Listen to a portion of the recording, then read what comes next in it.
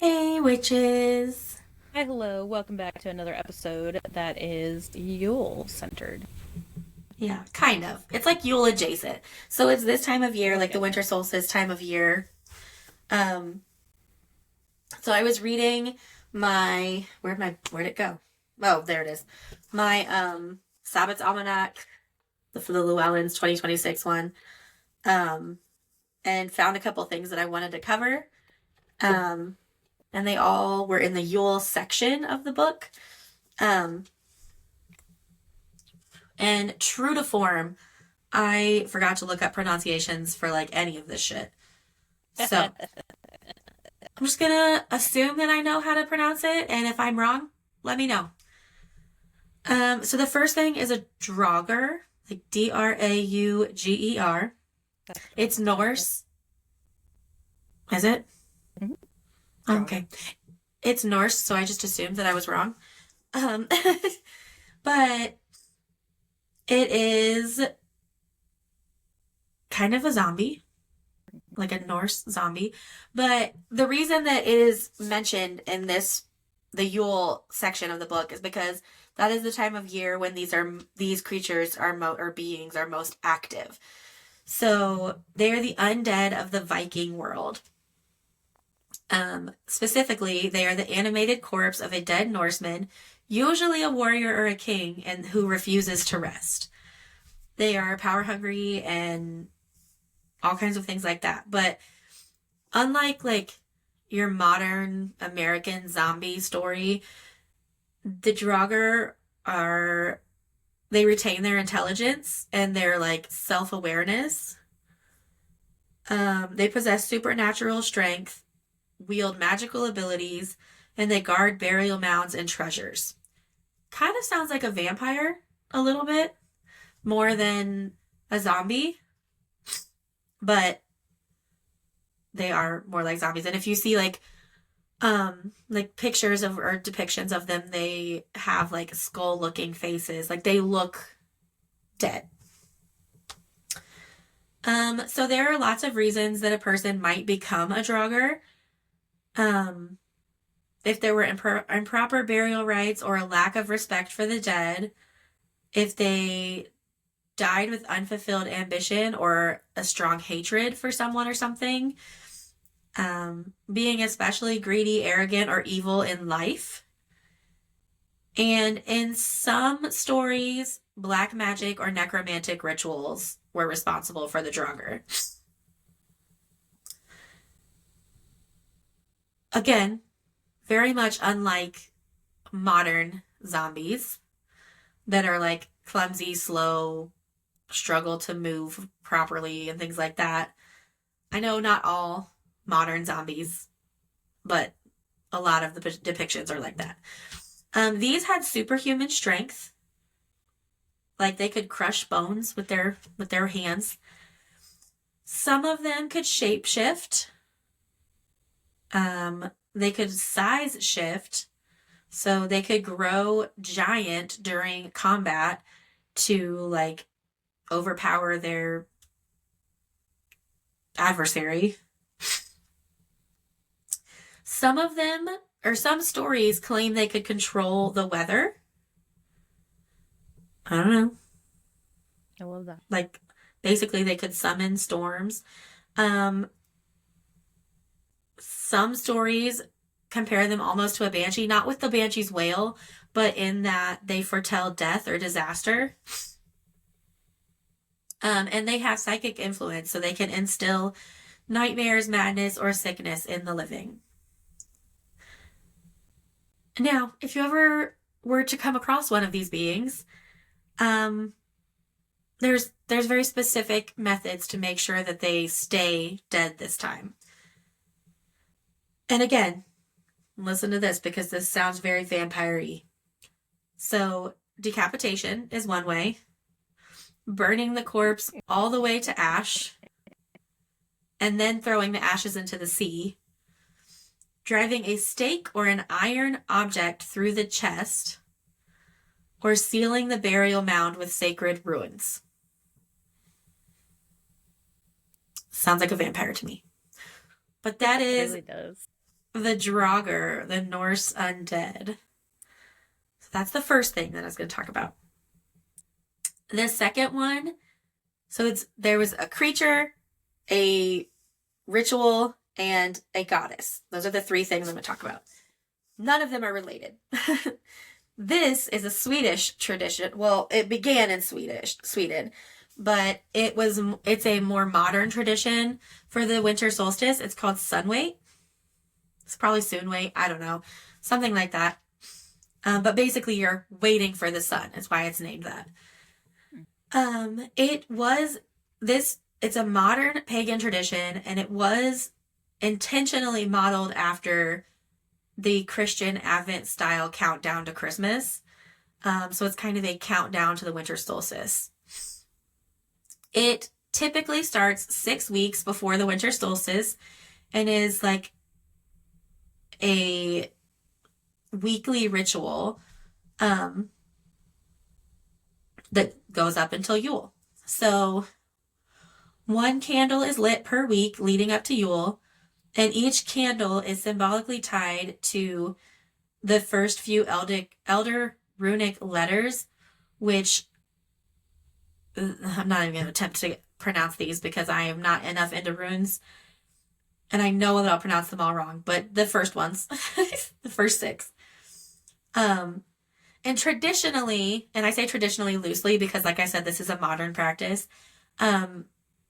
This would be done on Thursday evenings at sunset. That's when you would light the candle. Some people have modified this tradition even more. They'll do it on a Friday because of their work schedule. Some people do it on Sunday because Sunday is literally named for the solar goddess. Yeah, they're named for the solar goddess Sedna or Suna. Some people decide to celebrate it on the same day of the week that the solstice falls on that year because you're going to light the final candle on the solstice. So, yeah. Really any way works. Some people even, and if you're wanting to do this, you'd have to do it this way at this point because, well, no, it's even too late to do that, I think. But a few people will do it as the 6 days leading up to the winter solstice. So they'll do 6 candles on the days leading up to the winter solstice. There is a poem. Oh God, I'm going to have to pronounce these words. There's a poem that you can say on each day as you light the candle. So the first one, is it Fehu? Or is that totally not right? Feru, yeah. Feru.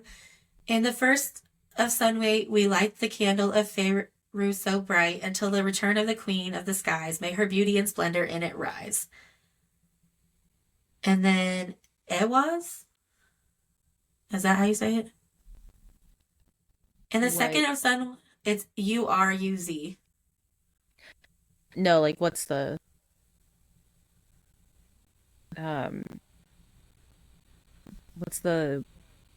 symbol, I guess? I don't know. I just have the words. Okay. And so it's anyway, there's a whole poem. If you search it, the Sunwait poem, that it will pop up because it's also in my book. So it's in my book and I found it on a blog online and like it's very easy to find.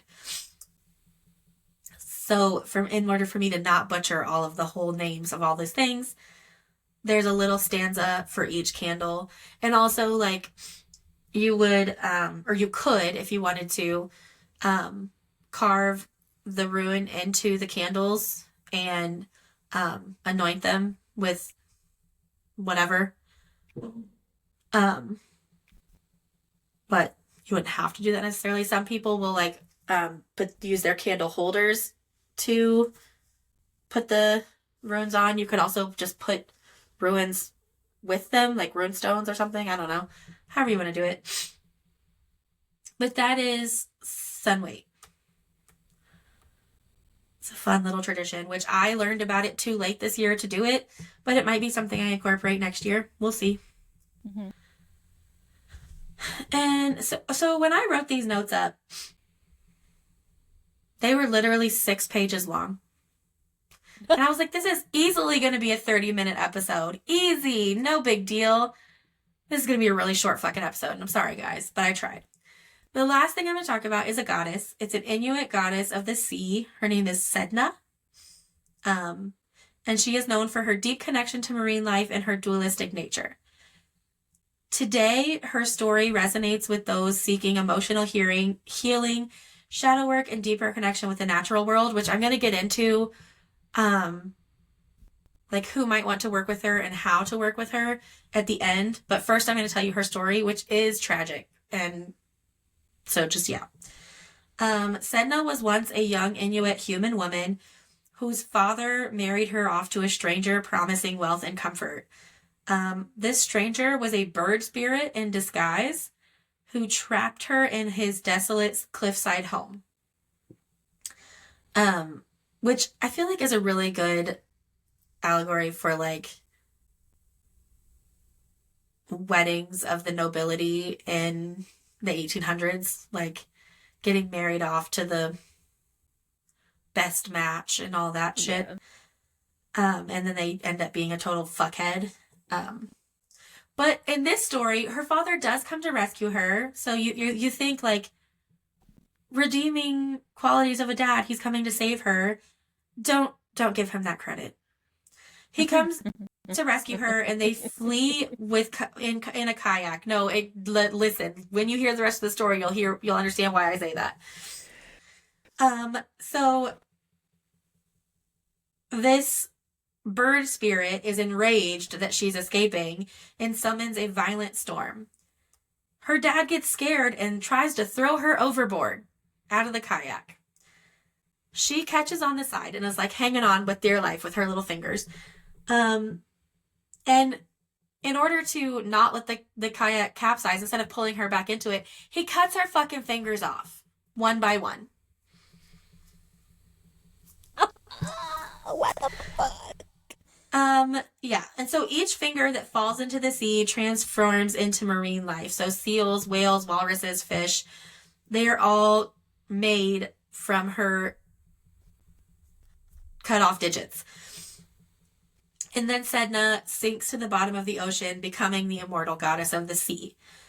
From her underwater realm, she controls all of the sea creatures. And so when humans respect nature and do good, she allows animals to rise and feed the people, because this is like an Arctic type area and they rely on the sea for a lot of their food. So they fish. They're fishing people. And then when they become wasteful or disrespectful to nature, she withholds her gifts and pulls the fish away. As you should. Right? Fuck people. In Inuit tradition, shamans will journey in the spirit realm to comb Sedna's tangled hair, which she cannot do herself because she has no fingers. And this will soothe her anger and restore balance between humanity and the ocean. So that is her origin story and like a little bit of a myth about her. Now, modern pagans can work with Sedna, just like any deity. So who should work with her? She's going to call to people who are healing from betrayal, drawn to the ocean energy, ready for shadow work, or seeking like a natural connection, like a connection to nature. If you're feeling called to work with Sedna, offerings or actions that can endear you to her are like cleaning the beaches or waterways, supporting ocean conservation, returning shells or stones to the water, and reducing your plastic use and water pollution. So living green, basically. Meditation and ritual. If you have access to a body of water, sit beside the ocean, lake, river, pond, whatever it is. Focus on release and transformation. Visualize sinking into deep, cold water and asking what needs healing in your life. So you're not being healed by the water, you're asking the water what needs healed. It's more of a clarity thing than um if you don't have access to a body of water, because we don't all, you can fill a bowl of water with water and ice cubes, or a bathtub, or like whatever, some kind of vessel. Place your hands near but not in the cold water and visualize yourself at the bottom of the ocean. You could use like water sounds, um, or images, whatever you want to get in that mindset, and then do the same thing. The focus of rituals working with Sedna are going to be like forgiveness, both of yourself and of others, emotional release and healing, shadow integration, and honoring the water element. What to expect when working with Sedna. So Sedna's energy is powerful, cold, and transformative. It is not gentle. It's not comforting. She teaches through challenge and forces you to face difficult truths. So working with Sedna is not going to be like an easy stroll through the garden. It's going to be like a splash of cold water in the face. Her lessons are going to focus on endurance, finding strength in yourself, and respecting natural boundaries. So if you're feeling like it's time to wake up and do some shadow work and heal, but you don't want the comforting healing, I feel like she would be somebody that you would work with. I feel like you don't like soft and comforting, you like a smack in the face. You're not listening to me, are you? I just missed that last part. I said I feel like she's somebody that you would work with, because like on a healing journey, I don't feel like soft and comforting is what you want. You want somebody to like tell you how it is, and Yeah. I don't know. I think she'd be somebody that you would work Like, with. Anyway, if I have like a soft-spoken sort of healing journey, then I don't get it. yeah. And this is more like a splash of cold water in the face, like literally. That's what I need. Yeah. So, That is the anyway, vibe I go for. I think that and also like kind of a vindication thing, like not, it's more about healing, but also you're going to feel some of that vindication and be able to forgive and let go of some of that hurt by working with her. That's what I don't I know. need to. Yeah. Anyway, What was the symbol you were trying to? What was it? it was Uruz. That's how it was spelled. So, Uruz. It's Uruz. Okay. So, and I'll share this too. So, if there is a person on YouTube who has like a lot of credentials and does a pronunciation guide for the elder runes, Okay. and he kind of also gives you a little bit of background on each one and a little bit of information. So the video is 13 minutes and 24 seconds total. It does give me a lot of background on them, so it kind of helps remember, but then he like says it all at the same time, and like you can like say it with him. So his name's Scott T. Shell. He is a YouTuber. He doesn't have a lot of subscribers, but the subscribers he does have, like, shares this for this reason. Nice. And he has a lot of other things, like if you are into history about that, but he also does a really good job of like pronunciation for symbols that no one really knows a lot about, but like that's his area of expertise. So Scott T. Shell on YouTube, he'll give you a quick how-to, and then he's got other videos too of like the true meaning of Odin's name, and like where this particular story or tradition comes from, sort of stuff. So Nice. If you Sounds very truly, informative. yeah, so if you truly need to learn pronunciation guides, if you're incorporating that in your practice, or if you just want to learn, or if you're all about the history, you want to kind of hear more of the backstory on it, then head over to his Check YouTube. it out. Yeah, so that helped me out a Nice. lot, but I need the symbols to know what I'm looking for. Yeah. Anyways, but until next time. Bye.